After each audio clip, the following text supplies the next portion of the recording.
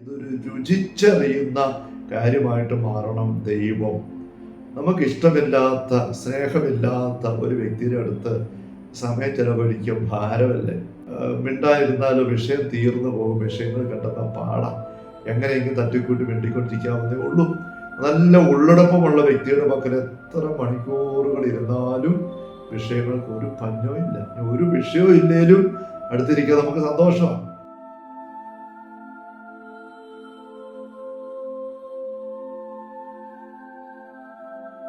ഈശോ മിശിഹായ്ക്ക് സ്തുതിയായിരിക്കട്ടെ.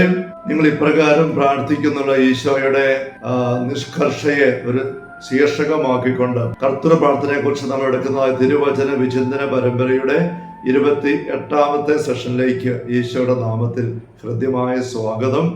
Hallelujah, hallelujah, hallelujah.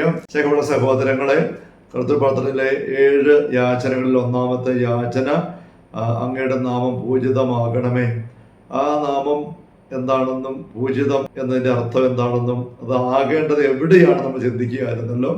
നമ്മൾ കാണുകയുണ്ടായി കഴിഞ്ഞ സെഷനുകളിൽ നമ്മുടെ ഉള്ളങ്ങളിലാണ് അവിടുത്തെ നാമം പൂജിതമാകേണ്ടത്. നമ്മുടെ ഉള്ളത്തിലെ ഏറ്റവും കൃത്യമായ നാമം, ഏറ്റവും സംപൂജ്യമായ നാമം, വ്യക്തി ദൈവമായിരിക്കണം, ഈശോ ആയിരിക്കണം. ആ അനുഭവത്തിൽ വളരണം. വളർന്ന അനേക വിശുദ്ധരുണ്ട്. ഏറ്റവും വലിയ മോഡൽ ഈശോ തന്നെ. ഈശോയ്ക്ക് അബ്ബായുടെ നാമം എന്തുമാത്രം ഇഷ്ടപ്പെട്ടതായിരുന്നു, അബ്ബാ പിതാവ് എന്ന് വിളിക്കുന്നത്. അങ്ങനെ നമ്മളെ ആക്കാൻ പരിശുദ്ധാത്മാവ് നമ്മളെ നിരന്തരം സഹായിക്കുന്നത് റോമ 8:15 കാണുകയുണ്ടായി. നമ്മൾ ഈ ഒരു വിചിന്തനത്തിൽ ഇങ്ങനെ കുറെ കാര്യങ്ങൾ ആവർത്തിച്ച് അച്ഛന് പറയും. നിങ്ങൾ വേറെ ഒന്നും വിചാരിക്കരുത്. അത് നമുക്കൊരാവശ്യമാണ്. നമ്മൾ യോഹന്നാൻ സുവിശേഷം 14-ാം അധ്യായത്തില് 26-ാമത്തെ തിരുവചനത്തിൽ ഈശോ തന്നെ പറയുന്നുണ്ട്, ഞാൻ പോയി കഴിയുമ്പോൾ പരിശുദ്ധാത്മാവ് വരും, നിങ്ങളുടെ ഇവിടെ ഉണ്ടായിരിക്കും. അപ്പം ഞാൻ പഠിപ്പിച്ച കാര്യങ്ങൾ നിങ്ങളെ അനുസ്മരിപ്പിക്കും, ഓർമ്മിപ്പിക്കും. നമുക്ക് എല്ലാവർക്കും ഒരു വീണ്ടും ഉള്ള ഓർമ്മപ്പെടുത്തൽ ആവശ്യമുണ്ട്. ഇനി എടുത്തു പറയാൻ ചിലപ്പോൾ പറയാം, അച്ഛൻ ഇങ്ങനെ പറഞ്ഞ കാര്യത്തിന് പിന്നെ ആവർത്തിക്കുന്നുണ്ട്, അത് നിർത്താൻ മേലെ, അത് വേണ്ട അച്ഛാ എന്ന് ചിലർ പറയുന്നുണ്ട്. പക്ഷേ ഞാനത് സമയം കളയാണെന്ന് ചിന്തിക്കും. പക്ഷേ അതിനകത്തേക്ക് നോക്കുമ്പോഴും എൻ്റെ പേഴ്സണൽ അനുഭവവും പല കാര്യം കേട്ടാലും പിന്നെ അത് ഓർമ്മിച്ചെടുക്കേണ്ട ആവശ്യമുണ്ട്. അത് വായിച്ച് ഓർമ്മിക്കണം, കേട്ട് ഓർമ്മിക്കണം, ആരെങ്കിലും പറഞ്ഞ് ഓർമ്മിച്ചാൽ അത് കരുത്താണ്. പത്രോസ് പറയുന്നത് കാണാൻ പറ്റുമല്ലോ. തന്റെ 2-ാമത്തെ ലേഖനത്തിന്റെ 1-ാമത്തെ അധ്യായത്തില് 12, 13, 15 വാക്യങ്ങളിൽ അപ്പോസ്തലൻ കൃത്യമായിട്ട് പറയുന്നുണ്ട്, ഞാൻ നിങ്ങളെ പഠിപ്പിച്ച കാര്യങ്ങൾ വീണ്ടും ഓർമ്മപ്പെടുത്തും. അത് 12-ാം വാക്യം, 2 പത്രോസിന്റെ 1-ാം അധ്യായം 12-ാം വാക്യം. 13 വീണ്ടും പറയാണ്, ഞാൻ ഈ കൂടാരത്തിൽ ആയിരിക്കുന്നതോളം കാലം ഞാൻ ഇനി ഓർമ്മിച്ചുകൊണ്ടിരിക്കും, അത് നിങ്ങൾക്ക് ആവശ്യമാണ്.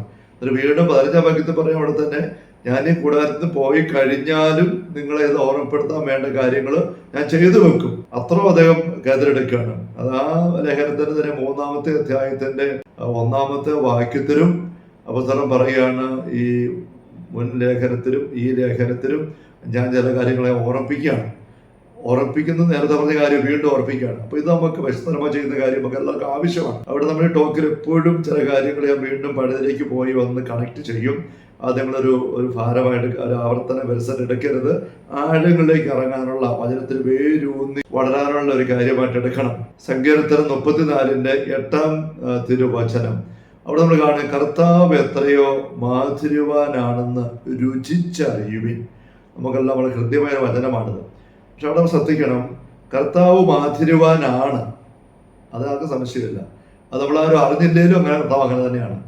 പക്ഷെ അത് കർത്താവ് മാധുര്യവാനായതുകൊണ്ട് മാത്രം ആയില്ല, അത് നമ്മൾ അറിയണം. എങ്ങനെ അറിയണം? പല രീതിയിൽ അറിയാൻ പറ്റും. ബുദ്ധി കൊണ്ടുള്ള അറിവുണ്ട്. കൊരിന്ത്യർ സഭയ്ക്കുള്ള 1-ാം ലേഖനത്തിന്റെ 10-ാം അധ്യായത്തിന്റെ ആദ്യ വാക്കുകൾ അപ്പോസ്തലൻ പറയും, പലർക്കും പല കാര്യങ്ങൾ അറിയാം, എനിക്കറിയാമെന്ന് പലരും ഭാവിക്കുന്നുണ്ട്. അങ്ങനെയുള്ള ആ ഒരു ഭാവം അത് അഹംഭാവമാണ്. അറിവ് അഹന്ത ജനിപ്പിക്കുന്നു അപ്പോസ്തലൻ പറയുകയാണ്. അതേസമയം അങ്ങനെ അഹന്തയുള്ള വ്യക്തി അറിയേണ്ട കാര്യം പലതും അറിയുന്നുമില്ലെന്ന് അപ്പോസ്തലൻ പറയുകയാണ്. അതുകൊണ്ട് അറിയുക എന്ന് പറയുന്നത് ബുദ്ധി കൊണ്ട് അറിഞ്ഞ് തീർത്ത് വെക്കേണ്ട, അവസാനിപ്പിക്കേണ്ട, ബുക്ക് മടക്കി വെക്കേണ്ട കാര്യമല്ല. കർത്താവ് എത്ര മാധുര്യവാനാണ് അത് നമ്മൾ അറിയണം. എങ്ങനെ? പഠിച്ചും കേട്ടും ബുദ്ധിയിൽ ആലോചിച്ചും ആ അറിവ് മാത്രം പോരാ, അനുഭവിച്ചറിയണം. കർത്താവ് എത്ര മാധുര്യവാനാണെന്ന് അനുഭവിച്ച് അറിയുവിൻ. അതുകൊണ്ട് അനുഭവം എന്ന് പറയുന്ന ആത്മീയതയുടെ ഒരു അടിസ്ഥാന ഘടകം തന്നെയാണ്. അനുഭവം ഇല്ലാത്തവർക്ക് ആത്മീയത ഇല്ല എന്ന് തന്നെ പറയാം. ബൈബിള് മുഴുവനും ദൈവത്തെ അനുഭവിച്ചതിന്റെ വിവരണങ്ങളല്ലേ. മോശ ഹോരോ മലയിൽ ദൈവത്തെ അനുഭവിച്ചു. കത്തി എരുന്ന മുൾപടർപ്പ്, കത്തി തീരുന്നില്ല, പടർപ്പ് തീ കെട്ടുപോകുന്നുമില്ല, അത് അടുത്ത് എന്ന് അനുഭവിച്ചു. അവിടെയാണ് മോശയുടെ ദൈവാനുഭവത്തിന്റെ ശക്തമായൊരു രംഗം നമ്മൾ കാണുന്നത്. അബ്രാഹാം ദൈവത്തെ അനുഭവിച്ചു. 3 പേര് വരുന്നു മാമരുടെ ഒക്കുമരത്തോട്ടിൽ വേരുമൂത്ത സമയത്ത്, ഉൽപ്പത്തി 18 ആദ്യ വാക്യങ്ങള്. പിന്നെ അബ്രാഹത്തിന്റെ ബലിയുടെ സമയത്തും ദൈവത്തിന്റെ ഇടപെടൽ അനുഭവിച്ചു. അങ്ങനെ കൂടെയുള്ള ദൈവം, യാക്കോബും ദൈവത്തിന്റെ സാന്നിധ്യം അനുഭവിച്ചു. ബഥേൽ ഉറങ്ങുമ്പോൾ ദൈവം ഇവിടെ ഉണ്ട്, ഞാൻ അറിഞ്ഞില്ല, പക്ഷെ രാത്രി ഞാൻ അനുഭവിച്ചു. ഉറക്കം തെളിഞ്ഞപ്പം തലയ്ക്ക് വെച്ച കാലിലെടുത്ത് നാട്ടിൽ നിർത്തി. ദൈവം ഇവിടെ ഉണ്ട്, ബഥേൽ. അതിനു മുമ്പ് സ്ഥലത്തിന്റെ ഒരു ലൂസ് എന്നായിരുന്നു വായിക്കുകയാണ്. ദൈവത്തിന്റെ വീടാണിത്. അത് അനുഭവിച്ചപ്പോഴാണ് യാക്കോബൻ അത് ജീവിതത്തിന്റെ ഭാഗമായത്. അതിനു മുമ്പും ദൈവം ഉണ്ടായിരുന്നു, പക്ഷെ യാക്കോബ് അത് അറിഞ്ഞില്ല. അനുഭവിച്ച് രുചിച്ച് അറിഞ്ഞു. അങ്ങനെ ഈ ബൈബിള് മുഴുവനും നോക്കിക്കോ, ദൈവത്തെ ഏതെങ്കിലും രീതിയിൽ അനുഭവിച്ചറിഞ്ഞപ്പോഴാണ് അത് ദൈവത്തിന്റെ ഭാഗമാകുന്നത്. സാവൂള് ഗമാലിയലിന്റെ പാദങ്ങളിൽ ഇരുന്ന് ഒത്തിരി കാര്യങ്ങൾ പഠിച്ചു, വചനത്തിന് ആഴങ്ങൾ പഠിച്ചു. എന്നിട്ട് ഈശോയെ അറിഞ്ഞില്ല. സ്റ്റെഫാനസിനെ കല്ലെറിഞ്ഞു കൊണ്ട് കൊല്ലാനായിട്ട് വിചാരണയ്ക്ക് നിർത്തുമ്പം സ്റ്റെഫാനസ് നല്ലൊരു പ്രസംഗം പറയുന്നുണ്ട്. അപ്പോസ്തല പ്രവർത്തനങ്ങളിലെ 6ഉം 7ഉം അധ്യായങ്ങളൊക്കെ വായിക്കുന്നുണ്ടല്ലോ. ദീർഘമായൊരു പ്രസംഗം, ഒരു പക്ഷേ പുതിയ നിയമത്തിലെ ഏറ്റവും ദീർഘപ്രസംഗം അതായിരിക്കും, മറ്റേ സിംഗിൾ സെർമൺ. അത് മോശ തുടങ്ങിയുള്ള വചനം തന്നെ ഉദ്ധരിച്ചുകൊണ്ട് സ്റ്റെഫാനസ് പ്രസംഗിക്കുന്നത്. അത് മുഴുവനും വചനത്തിന്റെ ആഴങ്ങള് അരച്ച് കലക്കി കുടിച്ച സാവൂളിൽ നിന്ന് കേട്ടു. എല്ലാം കേട്ട് കഴിഞ്ഞിട്ട് അദ്ദേഹം പറഞ്ഞു, എറിഞ്ഞു കൊല്ലാൻ. കണ്ടോ, അറിവ് ഒത്തിരി ഉണ്ട്. അറിവ് വീണ്ടും സ്റ്റെഫാനസ് കൊടുത്തിരുന്നിട്ടും അത് ജീവിതത്തിന്റെ ഭാഗമായില്ല. എറിഞ്ഞു കൊന്നു സ്റ്റെഫാനസിനെ. സാവൂള് നേതൃത്വം കൊടുത്തു.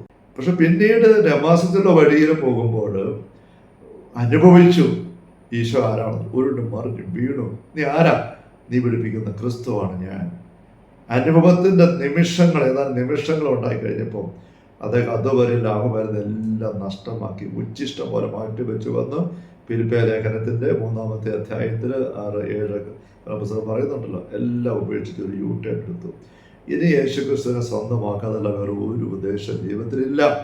1 കൊരിന്തോസിന്റെ 2-ാം അധ്യായത്തിന്റെ 2-ാം വാക്യത്തിലെ പുസ്തകം പറയും, എനിക്ക് വേറെ ആരെയും ഒന്നും അറിയണ്ട, യേശുക്രിസ്തുവിനെ അത് ക്രൂശിക്കപ്പെടുന്ന മാത്രം ഇനി കൂടുതൽ അറിഞ്ഞാൽ മതി. അങ്ങനെ അനുഭവിച്ച് അവന്റെ ശക്തി അറിയാൻ. ഇതാണ് രുചിച്ച് അറിയുന്നത്, രുചിച്ച് അനുഭവിച്ച് അറിയുന്നത്. എല്ലാ ബൈബിൾ മുഴുവൻ പറയണ, ബൈബിള് മുഴുവനും നോക്കിക്കോ, ദൈവത്തെ അനുഭവിച്ച് അറിഞ്ഞത് പങ്കുവച്ചിരിക്കുന്നതാണ് വിശുദ്ധ ഗ്രന്ഥം. അതിനെ പിന്നെ ദൈവശാസ്ത്രപരമായിട്ട് വ്യാഖ്യാനിച്ചുകൊണ്ടൊക്കെ ഒത്തിരി കാര്യങ്ങളുണ്ട്. പൗലോസ് ലേഖനം എഴുതിയപ്പോൾ അങ്ങനെ തന്നെ ഒത്തിരി വ്യാഖ്യാനിച്ച് എഴുതി. പക്ഷെ അതിന്റെ എല്ലാ അടിത്തറ അദ്ദേഹം അനുഭവിച്ചതാണ്. അപ്പോസ്തല 26-ാമത്തെ അധ്യായത്തിൽ അഗ്രിപ്പ രാജാവിന്റെ മുമ്പിൽ തന്റെ മാനസാന്തരത വിവരിക്കും. അദ്ദേഹം പറയുന്നുണ്ടല്ലോ, അഗ്രിപ്പ രാജാവേ, എനിക്കുണ്ടായ ഈ ദൈവവിളി ദർശനം അതോടെ ഞാൻ ഒരിക്കലും അനുസരണക്കേട് കാണിച്ചിട്ടില്ല. അപ്പോസ്തല പ്രവർത്തനം 26-ാമത്തെ അധ്യായത്തില് 19-ാമത്തെ തിരുവചനം അത് പറയണം, അഗ്രിപ്പ രാജാവേ, ഈ ദൈവിക സന്ദേശത്തിന് ഇതുവരെ അനുസരണക്കേട് കാണിച്ചത്. അതുപോലത്തെ അനുഭവമായിരുന്നത്, പിന്നെ അത് മാറിയില്ല. വീണ്ടും അദ്ദേഹം പറയുകയാണ് 22-21 വാക്യങ്ങൾ, ഇന്നുവരെയും എനിക്ക് ദൈവത്തിന്റെ സഹായം ഉണ്ട് താനും. ഒത്തിരി കഷ്ടപ്പാട്, ക്ലേശം, ബുദ്ധിമുട്ട്, കല്ലറിയലും അപകടങ്ങളും ഉപദ്രവിക്കുക എല്ലാം ഉണ്ട്, പക്ഷേ ദൈവത്തിന്റെ സഹായം എനിക്കുണ്ട്. അനുഭവമാണ്. അത്ഭുതസാമയും സഹനത്തിന്റെ മുദ്രിതകൾ പറയും. പക്ഷെ അതിനെല്ലാം ഇടയിൽ അത്ഭുതസാമത്തിനെ പങ്കുവെക്കുന്ന റോമൻസത്തിന്റെ ആ ഒരു സ്നേഹബലി അഥവാ അത്ഭുതസ എന്നുള്ള 1-ാമത്തെ ജീവചരിത്ര പുസ്തകത്തില് അദ്ദേഹം തന്നെ നേരിട്ട് അറിഞ്ഞ് സാക്ഷ്യപ്പെടുത്തുന്നുണ്ടല്ലോ. പല രാത്രികളിലും പരവേശം നിറഞ്ഞ അത്ഭുതസം മരിച്ചോന്ന് പോലും കൂടുതൽ സിസ്റ്റർമാർ ഓർത്ത് വിഷമിച്ച് പിരിഞ്ഞു പോയി കഴിഞ്ഞിട്ട് നേരം വെളുക്കുമ്പോൾ അത്ഭുതസാമ നല്ല ഓരോടെ കാര്യം പുസ്തകം പറയും, നിങ്ങളെല്ലാം പോയി കഴിഞ്ഞു ഈശോന്റെ അടുത്ത് വന്നു. ഈശോന്റെ അടുത്ത് വന്നു ആ സ്നേഹം ഓർക്കുമ്പോൾ മദർ ഉർസുലാമാർക്ക് പറഞ്ഞു, ഈ പരവേശത്തിന്റെ വേദന വിഷമം ഒന്ന് മാറ്റി കിട്ടാൻ വേണ്ടി നീ പ്രാർത്ഥിക്കും മോളെ. നീ പ്രാർത്ഥിക്കുമ്പോൾ എത്രത്തോളം അനുഭവം കിട്ടുന്നുണ്ട്. നിന്റെ രോഗം അല്പം ഒന്ന് ശമിപ്പിക്കാൻ നീ പ്രാർത്ഥിച്ചേ. ബസാമ അറിയാം, എനിക്ക് പ്രാർത്ഥിക്കാൻ തോന്നുന്നില്ല അങ്ങനെ, കാരണം ഈ സഹനം ഭീകരം. പക്ഷേ അത് കഴിഞ്ഞ് എൻ്റെ തമ്പുരാൻ എനിക്ക് തരുന്ന സ്നേഹവും ആശ്വാസവും ആനന്ദം ഓർക്കുമ്പോൾ ഇത് മാറ്റാൻ പറയാൻ എനിക്ക് പറ്റുന്നില്ല അമ്മേ. എന്ന് പറയുന്നുണ്ട്. അങ്ങനെ ഈശോ വന്ന് സ്നേഹം കൊടുക്കുന്ന പല സംഭവങ്ങളും റോമസ് പങ്കുവെക്കുന്നുണ്ട്. സ്നേഹമുള്ള സഹോദരങ്ങൾ, ഇത് രുചിച്ച് അറിയണം. നമ്മൾ സ്വർഗസ്ഥനായ ഞങ്ങളുടെ പിതാവേ എന്ന പ്രാർത്ഥനയുടെ ആഴങ്ങളിലേക്ക് ഇറങ്ങാൻ നോക്കുമ്പോൾ കാണുകയുണ്ടായി, ഇതൊരു രുചിച്ചറിയുന്ന കാര്യമായിട്ട് മാറണം. ദൈവം നമുക്കിഷ്ടമില്ലാത്ത, സ്നേഹമില്ലാത്ത ഒരു വ്യക്തിയുടെ അടുത്ത് സമയം ചെലവഴിക്കും ഭാരമല്ലേ. മിണ്ടായിരുന്നാലും വിഷയം തീർന്നു പോകും. വിഷയങ്ങൾ കണ്ടെന്ന പാടാം. എങ്ങനെയെങ്കിലും തട്ടിക്കൂട്ടി മിണ്ടിക്കൊണ്ടിരിക്കാവുന്നേ ഉള്ളൂ. നല്ല ഉള്ളടപ്പമുള്ള വ്യക്തിയുടെ പക്കൽ എത്ര മണിക്കൂറുകൾ ഇരുന്നാലും വിഷയങ്ങൾക്ക് ഒരു പഞ്ഞവും ഇല്ല. ഒരു വിഷയവും ഇല്ലേലും അടുത്തിരിക്കാൻ നമുക്ക് സന്തോഷമാണ്. അതാണല്ലോ സ്വർഗത്തിൻ്റെ അനുഭവം. സ്നേഹിക്കുന്നവർ ഒന്ന് ആയിട്ട് അടുത്തായിരിക്കുന്നു. അവിടെ വാക്കോ സംസാരമില്ല, ആഴത്തോട് സംസാരം സങ്കീർത്തനം പറയുന്നത്. അപ്പോൾ നമുക്ക് സ്വർഗസ്ഥനായ ഞങ്ങളുടെ പിതാവേ എന്നുള്ള പ്രാർത്ഥന ആഴങ്ങളിലേക്ക് ഇറങ്ങാൻ നമ്മൾ നോക്കുമ്പോൾ നമുക്ക് ഈ ദൈവത്തെ ഒന്ന് അറിയണം, രുചിച്ചറിയണം.